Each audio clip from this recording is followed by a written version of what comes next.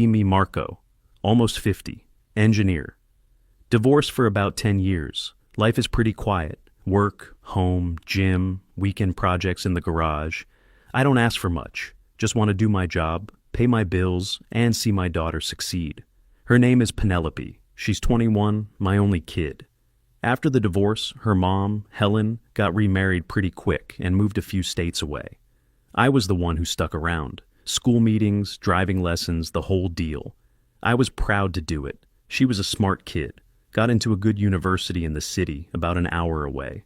I wasn't rich, but I managed my money well. Set up a college fund for her since she was a baby. It was enough to cover tuition, no problem. But I wanted her to be comfortable, to focus on her studies. So I co-signed for a nice little one-bedroom apartment for her downtown, much better than a dorm, paid her rent, paid for the utilities, bought her a safe, reliable used car so she could come home on weekends. I covered the insurance and gas, gave her a credit card linked to my account for groceries and essentials. The deal was simple. You focus on school, get good grades, and I'll handle the rest. For the first couple of years, it worked perfectly. She was doing well, called regularly, came home for holidays, normal father-daughter stuff. Then something started to shift. I think it was last year. The phone calls got less frequent. When she did call, she sounded different, started using words I had to look up later. Problematic, gaslighting, emotional labor. Usually these words were directed at some professor or a character in a movie, never at me. Not yet. She got a new boyfriend sometime in the spring, never met him. Every time I asked about him, she'd get vague, said he was a sociology major, very aware and principled. The credit card statement started to look a little different. Fewer charges for textbooks, more for weirdly expensive vegan cafes. One charge for $350 caught my eye. It was for a weekend workshop. The title was something like Dismantling Internalized Masculine Toxicity. I almost called her to ask what the heck that was, but I didn't. Figured it was just college stuff. You let kids explore their ideas. I just sighed and paid the bill, like I always did.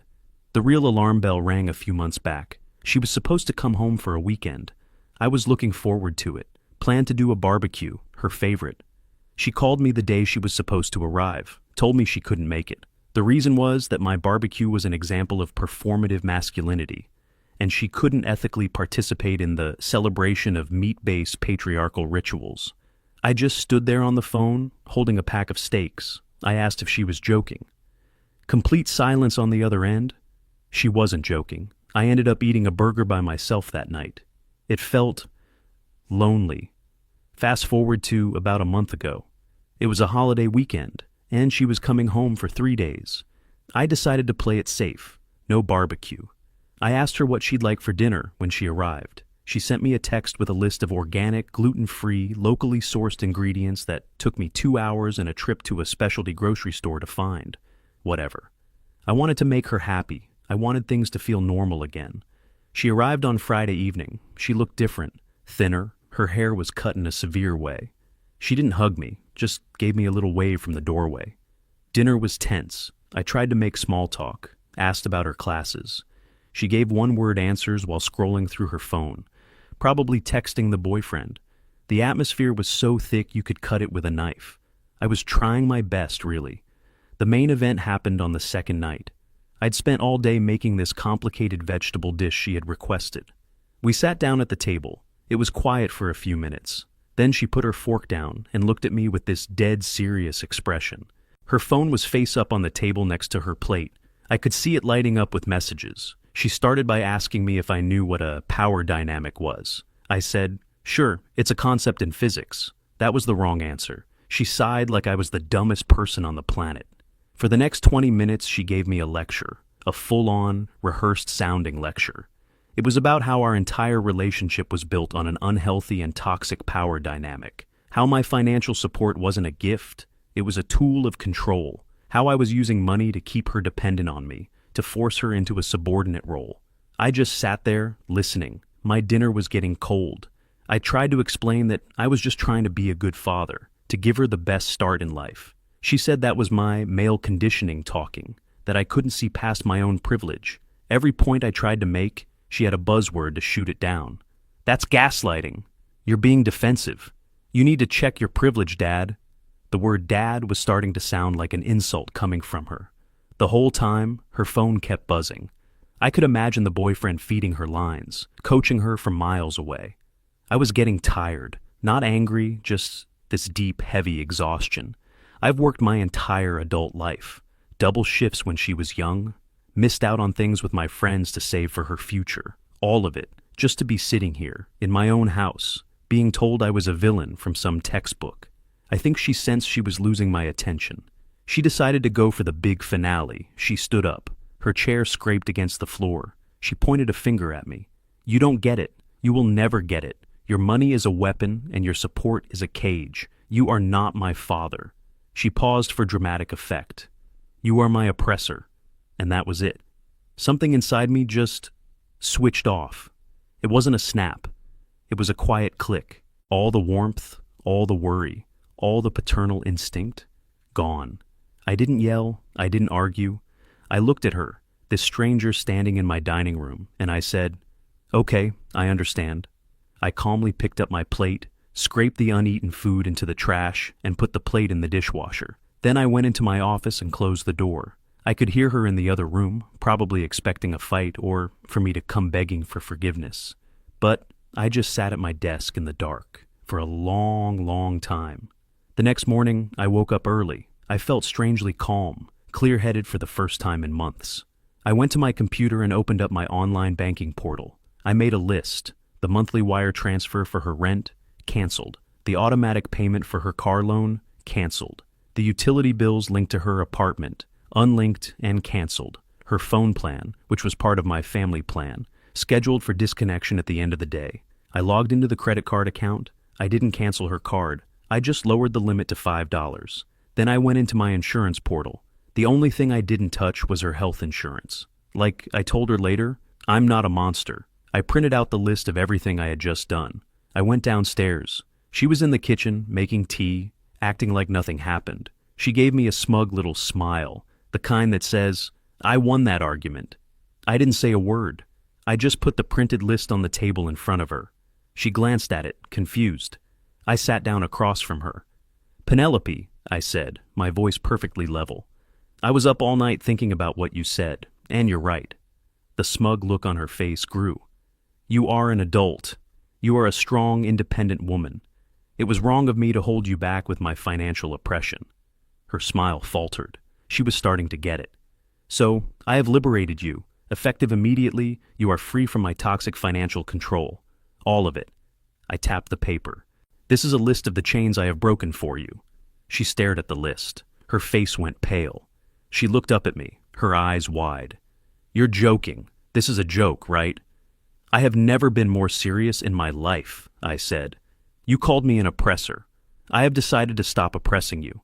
You should be thanking me. She just stared. The silence was deafening. This isn't funny, Dad. You can't do this. I can, I replied. And I have. Your rent is due on the 1st. That's in 5 days. I suggest you figure something out. She sputtered, tried to find the words, the buzzwords. This is financial abuse. You're trying to manipulate me. No, I said, standing up. I am respecting your wishes. You wanted to be free of my patriarchal money. You are now free. Congratulations on your independence. I left her there at the table, staring at the piece of paper that had just dismantled her entire world. An hour later, she stormed out of the house without saying a word. Slammed the door so hard, a picture fell off the wall. The first few days were quiet. I almost wondered if I had made a mistake. Then, the fallout began. It came in stages. The first sign was a call from my ex-wife, Helen. It was Tuesday, I think. 3 days after Penelope left. Helen was flustered. She and I don't talk much, only about logistics concerning Penelope. She said Penelope had called her, crying, told her some wild story about how I had a psychotic break and cut her off for no reason. Helen was trying to play the mediator, said I was being too harsh, that Penelope is just a kid going through a phase, that she says things she doesn't mean. I listened patiently until she was done. Then I calmly told Helen exactly what Penelope had said to me, word for word. I repeated the oppressor line. There was a long silence on Helen's end of the line. I told her, she said she wanted to be free, I gave her what she wanted. This is between me and my daughter, Helen. Please stay out of it. To her credit, she did. I think hearing the word oppressor shocked her too. The real fun started on Friday, the first of the month. I was at work in the middle of a meeting when my phone buzzed. It was a notification from my credit card company. Transaction declined, card limit exceeded. The charge was for $800, the amount of her rent. I couldn't help but smile a little. She actually thought I was bluffing. A few hours later, another buzz. A text from an unknown number. It was Penelope. My card isn't working. You need to fix it now, I replied from my own phone. Seems to be working fine on my end. The limit is $5. Did you try to spend more than that? Her reply was just a string of angry emojis. The next day I got an email. It was from her. The subject line was urgent. The email was a long, rambling mess. It was a mix of threats, insults, and weird pseudo-legal jargon. She accused me of violating the parental contract and inflicting emotional distress. She said her boyfriend, the sociology major, told her she could sue me for financial abandonment. I laughed out loud at that one. I wrote a very short reply. Penelope, you are an adult. I have no legal obligation to support you. You demanded independence, and I have granted it.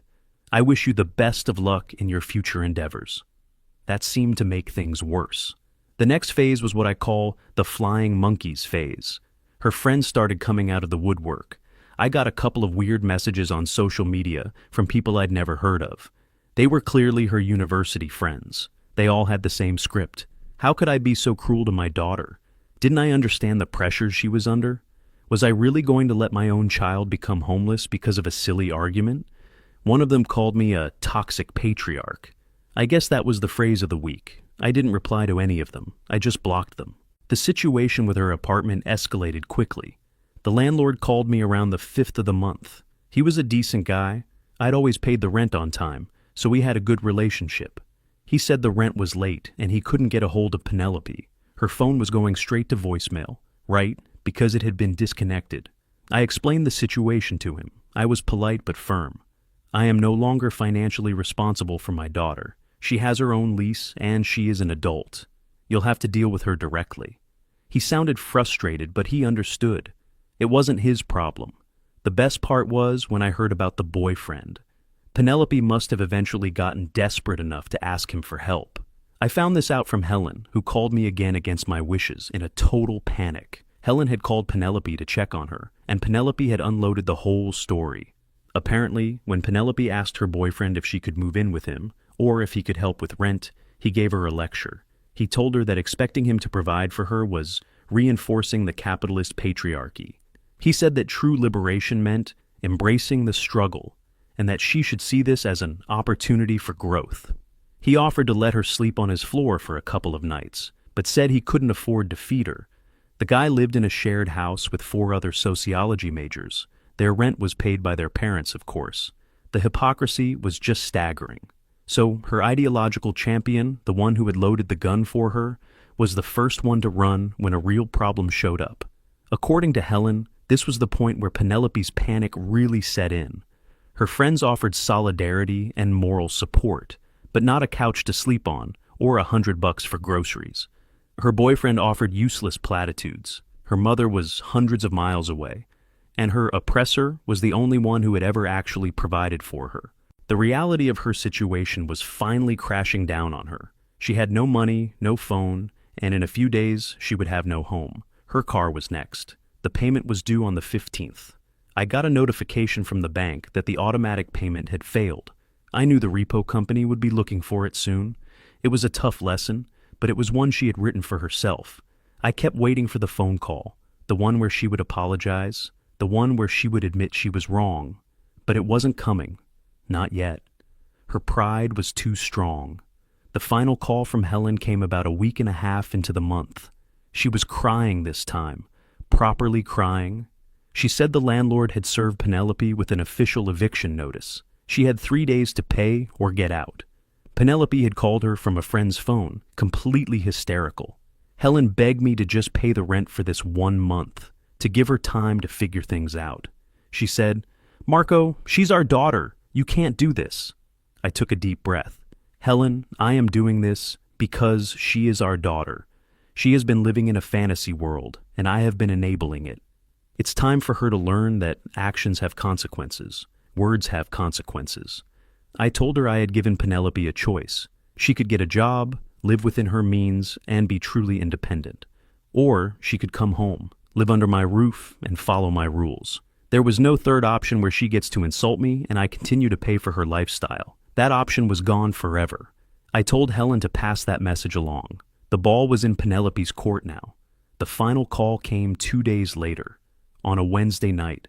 I was in my garage, working on my old lawnmower engine, just trying to keep my hands and mind busy. My phone rang. It was from a number I didn't recognize. I figured it had to be her.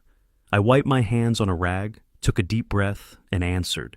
It was her, and she was not calm. The first thing that hit me was the sound. A raw, ragged panic I hadn't heard in her voice since she was a little kid who had woken up from a nightmare. There was no hello, no preamble, just a torrent of accusations. I ruined her life. I was a monster. I was trying to destroy her. She was screaming that her landlord was going to throw her stuff out on the street tomorrow, that this was all my fault, that I was a cruel, vindictive old man. I just held the phone a little away from my ear and let her vent. I didn't say a word. I just let the storm rage, knowing it had to run out of energy eventually. After a solid minute of her just unloading on me, she paused to take a breath. I used the silence. Have you called to discuss one of the two options I gave you? I asked, keeping my voice as steady and emotionless as possible. That just set her off again. Options? Options? My life is falling apart and you're talking about options. I don't have any options because of you. She was crying now, hysterical, gasping sobs. You have to fix this. Just call the landlord and pay it. Please, just pay it, and we can forget this ever happened. Forget this ever happened. That line hit me hard. The sheer audacity. The complete lack of self-awareness. No, I said. We are not going to forget this happened, and I am not paying your rent. I heard a sound like she had thrown her phone. There was a clatter and some muffled shouting. She must have picked it back up, because a moment later her voice was back, this time different. The anger was gone, replaced by a desperate wheedling tone. This was the bargaining phase. Okay, look, I'm sorry, okay? I'm sorry. I didn't mean it. I was just stressed from school. It was the most insincere apology I had ever heard. Just help me out this one time. I'll pay you back, I swear. I'll get a part-time job. Please, Dad. I'm scared. She used the word dad like a key she thought would unlock everything. A few weeks ago, it would have. But not anymore. The lock was changed. The two options still stand, Penelope, I said. Those are the only two topics I am willing to discuss with you. She went quiet for a moment. I could hear her ragged breathing. So, you're really going to do it, she whispered. You're just going to let me be homeless. I am not doing anything, I replied. I am letting you make your own choice. You are an adult. Your housing is your responsibility. But I don't have any money. I have nothing. What am I supposed to do? That brings us back to the options, I said, my patience wearing thin. Option 1, you handle it yourself. You are a resourceful young woman. Option 2, you come home and we handle it together, under my terms. That's when the final wall broke. It was a complete and total meltdown. The ideology, the buzzwords, the smug superiority, it all dissolved into the terrified cries of a child. She was sobbing uncontrollably now, so hard she could barely speak. She wasn't yelling at me anymore. She was just broken. I can't do it. I don't know what to do. I messed up. Please, I don't want to sleep on the street. It was the first honest thing she had said in months. There was no pride left, no agenda, just fear. I'm not going to lie and say it didn't affect me. It's a terrible thing to hear your child in that state, but I knew if I gave in now, I would have lost her forever. She would learn that a tantrum was all it took to get her way. I let her cry for another minute. When she had quieted down a little, I spoke. Which option do you choose, Penelope? There was a long, shaky sigh on the other end. I heard a tiny, defeated voice. Option 2. Okay, I said. Here is what is going to happen. I am going to hang up. You are going to call your landlord and tell him you are vacating the apartment tomorrow. You will arrange to get your things. Your mother has offered to help you with that. I will text you the money for a bus ticket home. I expect you here by Friday evening. Do you understand? She just mumbled. Yes. Good. I will see you on Friday. And I hung up the phone. I put it down on my workbench and just stood there for a minute. I didn't feel happy. I didn't feel like I had won. I just felt tired and sad that it had to come to this. The next 2 days were a flurry of activity that I was not involved in. Helen drove into the city. She helped Penelope pack her things into a storage unit. She dealt with the angry landlord. She got the car keys and drove the car back to my place before it could be repossessed. I just stayed out of it. This was the consequence, the cleanup. On Friday evening, a bus pulled into the station downtown. I was there waiting in my truck. She was the last one off. She was carrying a single backpack. She looked diminished. Her trendy, severe haircut was messy. She was wearing sweatpants and a hoodie. The confident, lecturing activist was gone. In her place was just a tired, defeated kid. She saw my truck and slowly walked over. She got in without a word and buckled her seatbelt. The drive home was completely silent. When we got back to the house, I brought her bag into her old room. It was exactly as she had left it years ago. High school posters still on the wall. She just stood in the doorway looking at it, like it was a museum of a different person's life. I let her get settled for an hour. Then I called her downstairs. We sat at the same dining room table where this had all started. I had a piece of paper in front of me. "Welcome home," I said, my voice neutral. "I'm glad you chose to be here. Now we need to go over the rules." She just nodded, staring at the table. Rule 1, you will get a job. Any job. I don't care if it's flipping burgers or stocking shelves. You will be employed within 2 weeks. You will work at least 30 hours a week. Rule 2, you will contribute. Half of every paycheck you earn goes to me for room and board. The other half goes into a savings account to pay for your car insurance and eventually a deposit on a new apartment.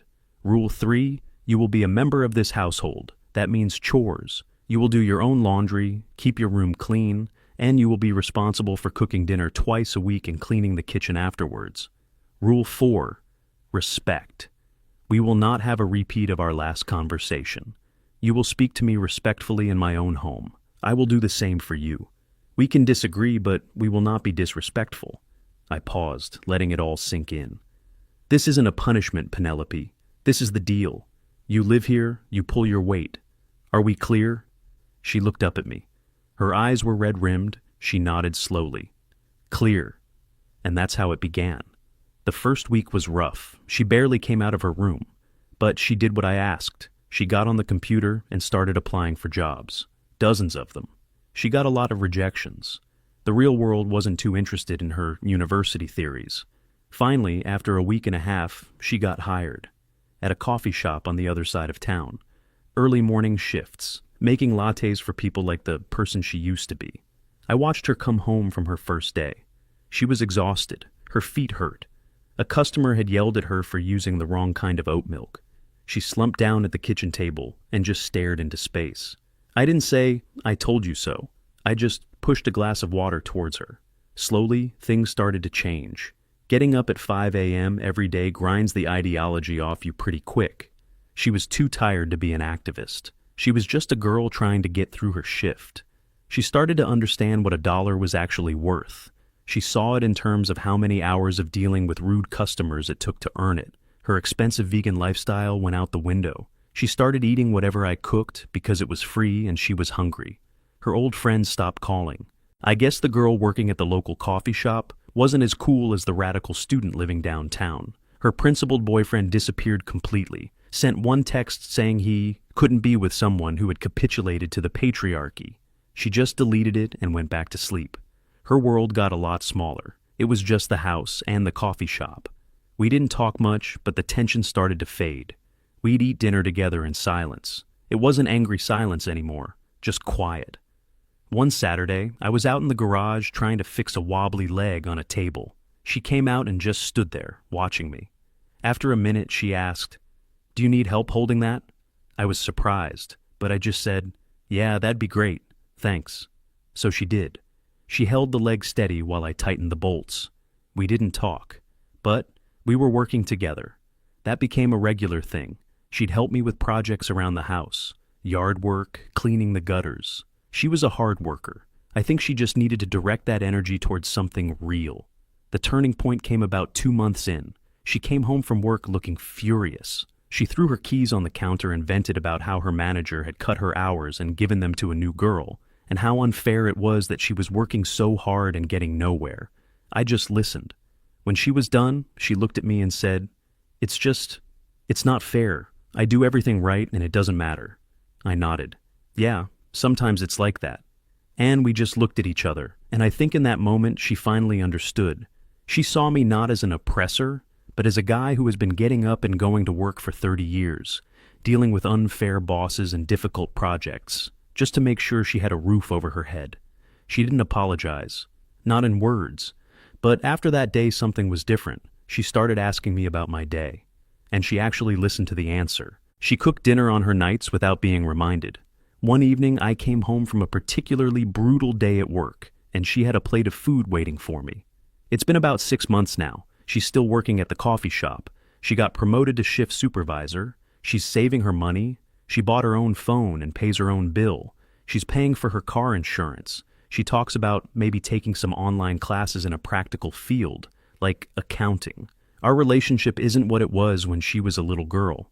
It never will be, but it's real. It's built on a foundation of mutual respect now, not one-sided sacrifice. She still has her opinions, but she keeps them to herself. She learned that a lecture doesn't pay the bills. I didn't break her. I just let the real world show her the truth. Sometimes I think about that night she called me an oppressor.